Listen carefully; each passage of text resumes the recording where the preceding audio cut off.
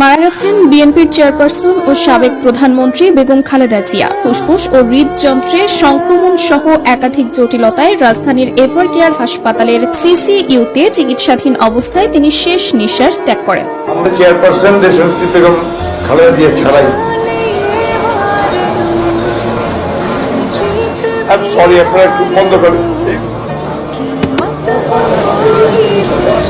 বিস্তারিত মূল ভিডিওতে। বেশ কয়েকদিন ধরে ফুসফুস ও হৃদযন্ত্রে সংক্রমণ সহ জটিলতার কারণে রাজধানীর এভার কেয়ার হাসপাতালের সিসিইউতে তাকে নিবিড় পর্যবেক্ষণে রাখা হয়েছিল।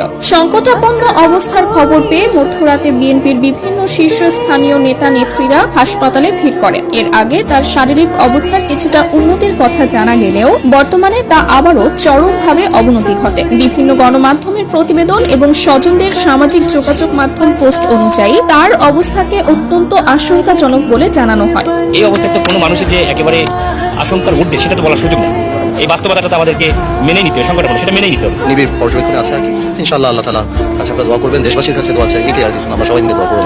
এদিকে বেগম খালেদা জিয়ার শারীরিক অবস্থার অবনতি দেখে বিভিন্ন রাজনৈতিক দলের নেতাকর্মীরা বলেন, রাজনীতি দল মত ও মতাদর্শের ঊর্ধ্বে উঠে আমরা তার দ্রুত সুস্থতার জন্য সবার কাছে দোয়া কামনা করছি।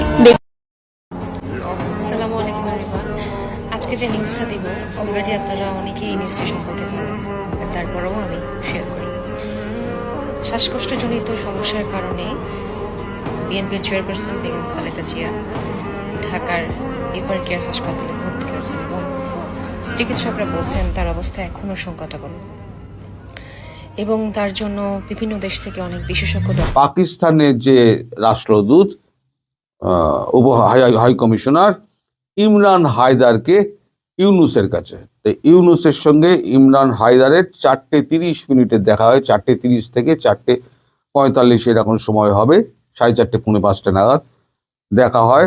দেখা হওয়ার পরেতে আমাদের এই ইমরান হায়দার পাকিস্তানি হাই কমিশনার তিনি বলেন যে ঢাকা আর একবার এই ডিফেন্স প্যাক্টটা নিয়ে বিবেচনা করুক। ডিফেন্স প্যাক্টটা না হলে পরে আমাদের দু দেশের পক্ষে ক্ষতিকর অবস্থা হবে এবং বাংলাদেশের যা সামরিক অবস্থা তাতে বাংলাদেশ ভারতের কাছে খুব একটা সুরক্ষিত নয় মিলিটারিলি। এখন পাকিস্তান মিলিটারিলি কি সুরক্ষা দেবে? যখন পাকিস্তানকে মারলাম, সব তো একেবারে গুঁড়িয়ে দিলাম, তখন তো একটা প্লেনও উঠলো না, একটা মিসাইলও উঠলো না, সব তো উঠলো না বলবো না, উড়েছে, কিন্তু ভারতবর্ষ সবকটা আকাশেই ধ্বংস করে দিয়েছে। ফলে আপনাদের এখান থেকে যেগুলো বলা হচ্ছে না আমাদের জন্য পাকিস্তান মিসাইল মারবে, ভুলে যান। নিজের দেশ বাঁচাতে পারে না। সেনাপ্রধান হেরে যাওয়ার পর ফিল্ড মার্শাল হয়ে গেছে। তা ফিল্ড মার্শাল সে আসিম মুনির তিনি গিয়ে মারিয়াম বাংকারে তিনি আশ্রয় নিয়েছিলেন। এবারে তিনি 250 ফিট নিচে নিজস্ব বাংকারে তিনি আশ্রয় নেবেন বলে ঠিক করেছেন এবং বাংকারও নির্মাণ হয়ে গিয়েছে। কারণ ভারত খুব শিগগিরই আবার মারবে, এবার মেরে একেবারে গাজা বানিয়ে দেবে। তার সঙ্গে সঙ্গে পড়বে বাংলাদেশ, যদি না সমস্ত কিছু শোধরায় যেগুলো বলা হয়েছে। অজিত দোভাল আবার একটা হুমকি দিয়েছেন, সেই প্রসঙ্গে আমি পরে আসছি। এখন যখন কথাবার্তা হচ্ছে ইমরান হায়দারের সঙ্গে, তখন ইমরান হায়দার বাধ্য হয়ে পাকিস্তানের যিনি উপপ্রধানমন্ত্রী ইশাক দার তাকে ফোন করেন। ফোন করে তার সঙ্গে ডক্টর ইউনুসের কথা বলান। ডক্টর ইউনুস তাকেও বলেন যে না, আমরা এটা এখন করতে পারবো না, পরবর্তী নির্বাচিত সরকার যে আসবে তারা বিচার বিবেচনা করে করবে। We are in lot of pressure. শুধু এই কথাটা উনি বারবার আউড়ে গেছেন, যতবার অনুরোধ এসছে ততবার একটাই কথা হয়ে গেছে, বলে গেছেন উনি, we have a lot of pressure. তারপরেতে তারা ব্যর্থ মনোরথ হয়ে ফিরে যায়। এবার পরের খবরটা হলো, এই যে কেরানীগঞ্জে যে মাদ্রাসায় যে বোমা বিস্ফোরণ হলো তাতে 5 জন যে মারা গিয়েছে, এই 5 জনের শরীরে অঙ্গ প্রত্যঙ্গ পুরো বিচ্ছিন্ন হয়ে গিয়েছে। ওখান থেকে আপনাদের পুলিশের যে কাউন্টার টেরোরিজম ডিপার্টমেন্ট, সেখান থেকে 3 জন নারী সহ 6 জনকে গ্রেপ্তার করেছে।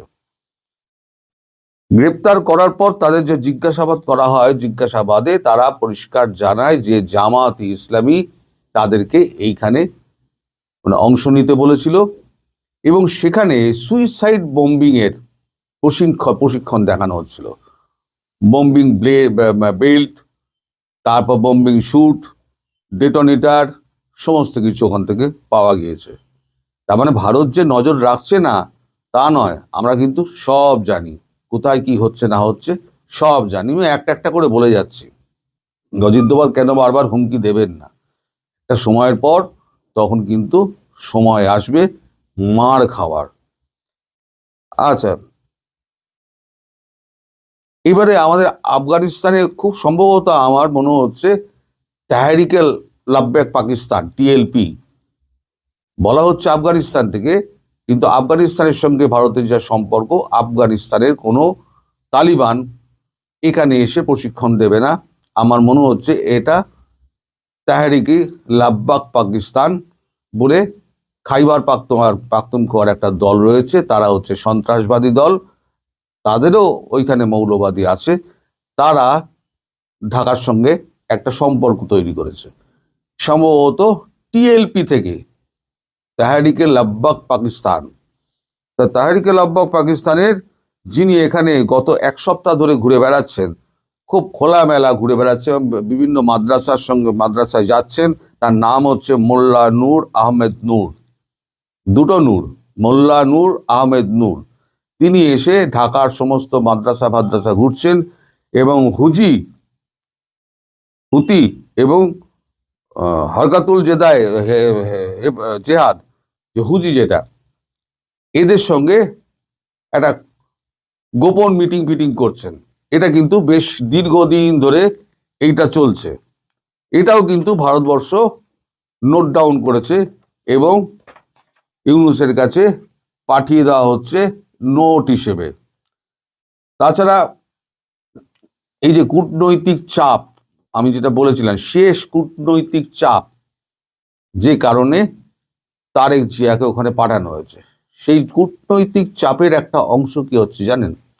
সেটা হচ্ছে এই দীপুচন্দ্র দাস, তার হত্যার পেছনে আমাদের বিএনপির যোগ থাকলেও বাধ্য হয়ে তারেক জিয়াকে দীপুচন্দ্র দাসের বাড়িতে যেতে হচ্ছে আজ অথবা কাল, দু একদিনের মধ্যে। আজকে শুনলাম আপনাদের আবহাওয়া খুব খারাপ, তাই আজকে অথবা কালকে যে কোনো একদিন তিনি দীপুচন্দ্র দাসের বাড়িতে উপস্থিত হয়ে তাদের সঙ্গে কথাবার্তা বলবেন। অর্থাৎ এই যে সংখ্যালঘু নির্যাতন বন্ধ করার ব্যাপারে যে এটা দেওয়া হয়েছিল, তাকে শর্তটা দেওয়া হয়েছিল, সেই শর্ত মেনে তিনি দেখাতে চাইছেন যে আমি সংখ্যালঘুদের পাশে আছি এবং মৃত পরিবারের সঙ্গে আমি দেখা করেছি। এটা হচ্ছে একটা কূটনৈতিক চাপের একটা অংশ হিসেবে। শেখ হাসিনা তিনি যেটা বলেছেন সেটা হচ্ছে যে সব দলকে নিয়ে নির্বাচন করতে হবে, নালে সে নির্বাচন বৈধতা পাবে না এবং নির্বাচন ইউনূস সরকার করতেও পারবে না। তিনি দলের কাউকে রাস্তায় নামতে বলেননি, তিনি এখনো বলেননি যে কাউকে নামতে হবে না, যা হবে সব দেখবেন আপনা আপনি হয়ে যাচ্ছে। তাই আমি বলছি না আপনারা ব্যস্ত হবেন না, আপনারা উতলা হবেন না, যা হবার পর্দার পেছনে অনেক খেলা চলছে যা আপনাদের নজরের বাইরে। তা নইলে পরে আপনাদের প্রধানমন্ত্রী শেখ হাসিনা তিনি কি করে বলেন যে এই ভোট অংশগ্রহণমূলক হতে হবে, ইনক্লুসিভ ইলেকশন হতে হবে, এবং তার মনে হয়েছে গত 16 মাসে মানুষের ভুল ভেঙেছে, কিছু মানুষকে ভুল বোঝানো গিয়েছিল। এই সমস্ত বজ্জাতগুলো আমি অনেক আগে বলেছিলাম, এই 4 তারিখে যখন এরা তুমি কি আমি কি রাজাকার বলে চিৎকার করে মিছিল করছিল না, সেদিনকে আমি বলেছিলাম যে এরা হচ্ছে জামাতের প্রসব করা সন্তান। আপনারা 2024-এ স্ক্রল ডাউন করে 4 আগস্টের যদি আমার দেখেন, সেখানে আপনারা পেয়ে যাবেন। ওই আমি আর অত কষ্ট করে নিচ্ছেন আমি মানে খুঁজিনি, কারণ তাতে আমার সময় নষ্ট হচ্ছে। আমি অন্যান্য খবর জোগাড় করতে গেলে আমার অনেক কষ্ট করতে হয়। আপনারা যদি খোঁজেন অবসর টাইম পান, তাহলে 4 আগস্টের আমার ভিডিও দেখবেন, সেখানে আমি বলেছিলাম। তা আলটিমেটলি কি হলো, এখন তারা এনসিপিতে যোগদান করলো, মানে আবার পেটের থেকে বেরিয়েছিল, আবার পেটের মধ্যে ঢুকে গেল। খেলা পরিষ্কার, ওখান থেকেই তো সমস্ত কিছু হয়েছিল। তাই বলেছিলাম যে আন্দোলন হাইজ্যাক হয়ে গিয়েছে, এবং কাদের হাতে পড়েছে? জামাতের প্রসব করা এই সমস্ত মানে শিশু সন্তানদের হাতে। আমি কোনোদিনও এদেরকে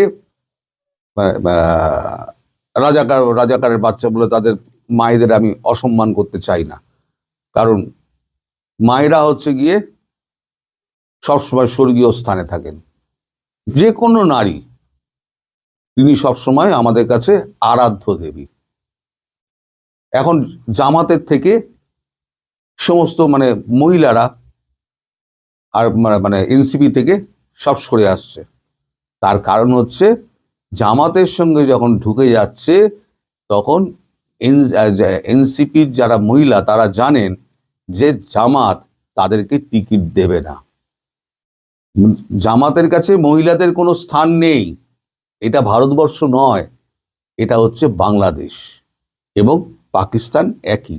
সেখানে নারীরা হচ্ছে প্রসব করার একটা যন্ত্র, এবং তাদেরকে ঘরে বেঁধে রেখে তাদের উপর অত্যাচার করা হয়। তারা দ্বিতীয় বিয়ে করার সুযোগ পায় না, কিন্তু একটা পুরুষ 4টে বিয়ে নাকি তারা করতে পারে, এটা নাকি জায়েজ। এটা কি ধরনের জায়েজ আমি তো জানি না, বুঝতে পারি না। সমান অধিকার যদি হয়, তাহলে মহিলাকে বলো তুমি 4টে বিয়ে করার তোমারও ক্ষমতা আছে। আমি মহিলাদের সম্পর্কে কোনো রকম মন্তব্য করব না, কিন্তু এরা যারা এখন মন্তব্য করতে শুরু করেছেন, এই রেজওয়ানা ম্যাডামের বিরুদ্ধে, ফরিদা ম্যাডামের বিরুদ্ধে, দেখুন তাদের বিরুদ্ধে আপনাদের মানে এই আপত্তি থাকতে পারে, কিন্তু মিনিমাম মায়ের সম্মানটুকু তো দেবেন আপনারা। এত বড় আপনারা অশিক্ষিত ছাগল এবং কুসন্তান, আপনারা নিজের মাকে পর্যন্ত আপনারা শ্রদ্ধা করেন না। যদি মাকে শ্রদ্ধা করতেন, তাহলে এই মহিলা উপদেষ্টা যারা রয়েছেন, আমি তো গালাগালি করি, ইউনূসকে গালাগালি করি, সে তো পুরুষ মানুষ বলে তাকে গালাগালি করি, কিন্তু আপনি কখনো দেখবেন না আমি কোনো মহিলা সম্পর্কে আমি কখনো কথা বলেছি, কারণ তারা হচ্ছে মায়ের জাত। আপনি যে মায়ের থেকে সন্তান আপনাকে প্রসব করে বার করেছেন না, তবে তো আপনি দুনিয়াটা দেখেছেন। আর 71-এর স্বাধীনতা যদি না থাকতো, তাহলে পরে আপনাদের আজকে পাকিস্তানি সৈনিকদের আজকেও বুটের লাথি খেতে হতো। সেই 71-কে আপনারা অস্বীকার করেন। আপনারা জানোয়ার, অধমেরও অধম। তো যাই হোক, এখন এই আমির খুসরু গতকালকে দেখা করেছিলেন, মানে বিএনপির আমির খুসরু দেখা করেছিলেন ইউনূসের সঙ্গে, গিয়ে আবার একটা ডোজ দিয়ে এসছেন যে জামাতের সঙ্গে আপনারা যে এই দলটল পাকিয়ে এই সমস্ত কুকাণ্ড ঘটিয়ে বেড়াচ্ছেন, এখানে হুতি, এখানে হুজি, তারপরে আপনার ওই তাহরিকে লাব্বেক টিএলপি, তারা আসছে, এসে এখানে ঢুকছে, এর ফলাফল যা হবে তা কিন্তু আপনাকে ভুগতে হবে, আমরা দায় নেব না। আর আমির খুসরুর সঙ্গে কিন্তু ভারতবর্ষের সম্পর্ক ভালো, এটা আপনারা জানেন, কারণ আমির খুসরু এসে কিন্তু মাঝে মাঝে এসে আমাদের অমিত শাহের সঙ্গে দেখা করেন। এ নিয়ে আমি একটা ভিডিও করেছিলাম। আবার সেই ভিডিওটাকে আবার এআই ভার্সন করে আমায় বদনাম করার জন্য একজন আমাকে মানে একটা ভিডিও বানিয়েছিল। তা মানুষ সাময়িকভাবে বাঙ্গু, তো সাময়িকভাবে বোকা বনে, তারা অন্তত 10,000 কি 20,000 আমাকে আনসাবস্ক্রাইব করে চলে গিয়েছে। যারা দেখবে না, যারা এটুকু বোঝার ক্ষমতা নেই যে একটা মানুষ একটা ছবি দিয়ে করছে, সেইটাকে ভুল প্রমাণিত করা এআই দিয়ে। তো যাই হোক, এটা জামাতি করেছিল, তো তারপরে তো মানুষ আবার তাদের ভুল বুঝতে পেরেছে। এখন মানুষ সবসময় স্রোতের সঙ্গে চলে, তো তার স্রোতের সঙ্গে চলতে গিয়ে এই জিনিসটা হয়েছিল। তো আলটিমেটলি যেটা দাঁড়াচ্ছে সেটা হচ্ছে কূটনৈতিক যে প্রেশার মানে তারেক রহমানের ওপরে রয়েছে, সেই কূটনৈতিক প্রেসারে তারেক রহমান ধীরে ধীরে তার কাজকর্ম শুরু করছে এবং বিএনপি পুরো ইউনূসের ওপরে পুরো চাপ সৃষ্টি করছে যাতে জামাতের থেকে সংসদ দূরে রাখো। জামাতের সঙ্গে প্ল্যান করে যে কাণ্ডগুলো করছো তার ফল ভোগতে হবে ইউনূস দেশকে। ইউনূস কিন্তু তখন পালাতে পারবেন না এবং তখন বলতে পারবেন না আমি কিছু জানি না, আমি কিছু জানি না। এই কথাটা ডক্টর ইউনূস বলতে পারবেন না। তিনি দেশে বিদেশে বিলিয়ন বিলিয়ন ডলারের সম্পত্তি করে রেখে দিয়েছেন। আমি ফ্রান্স থেকে খবর পেয়েছি, আমি এ নিয়ে পরে খবর করব। শুধু একটা বিল্ডিংই আছে 20 বিলিয়নের, একটা বিল্ডিং। সে বিল্ডিং এর ছবিও আছে আমার কাছে, তথ্য উপাত্ত সব রয়েছে। আমার পড়তে সময় লাগছে, 44 পাতার রয়েছে, ডকুমেন্ট রয়েছে, আমার পড়তে সময় লাগছে। সেগুলো নিয়ে আমাকে নোট ডাউন করতে হচ্ছে। ইউনূস কোথায় কি করে রেখেছে, কত সম্পদ করে রেখেছে, তাও আমি আপনাদের জানিয়ে দেবো। এই বেটা পালাবে কোথায়? ভারতবর্ষের হাত থেকে পালাতে পারবে না। আর শেখ হাসিনা দেশে ফিরবেন, লড়াই করবেন, নির্বাচনে লড়াই করে প্রধানমন্ত্রী হবেন, হলে পরে একে ফাঁসি কাস্টে ঝোলানো হচ্ছে আমার দাবি। আপনারা বাংলাদেশের লোকে কি দাবি করবেন না করবেন আমি জানি না, কিন্তু আমার দাবি হচ্ছে ইউনূসকে ওই ইন্টারন্যাশনাল কোর্ট অফ জাস্টিসে নিয়ে গিয়ে ইউনূস সহ এই যে আমাদের ওই প্রফেসর যেগুলো আছে আর যেগুলো বাঁচার জন্য এখন ওই শেল্টার খুঁজছে, এখন গিয়ে মায়ের পেটে ঢুকছে, জামাতের কাছে গিয়ে ঢুকছে, সেগুলোকে শুদ্ধ কপাকপ ধরে মারো, একদম জেলবন্দি করে দাও, অন্ধকুটুরিতে করে দাও। আর ভারতীয় সৈনিক যদি ওখানে নামে তাহলে পরে খুঁজে খুঁজে বার করে নেবে এবং টেনে টেনে বার করে, তখন দেখবে না কে জামাত আর কে বিএনপি আর কে অমুক, তখন কিন্তু কারো কোনো মাফ নেই। সুতরাং সবাই একটু করে যারা করছে সাবধানে থাকবেন। ধৈর্যের একটা সীমা আছে, একটা শেষ চান্স একটা বাংলাদেশকে দিচ্ছে, ইউনূসকে দিচ্ছেন ভারতের প্রধানমন্ত্রী নরেন্দ্র মোদী। শুধরে যাও অথবা পরিণাম ভোগার জন্য প্রস্তুত থাকো। সবাই ভালো থাকবেন, সুস্থ থাকবেন এবং সাবধানে থাকবেন। নমস্কার।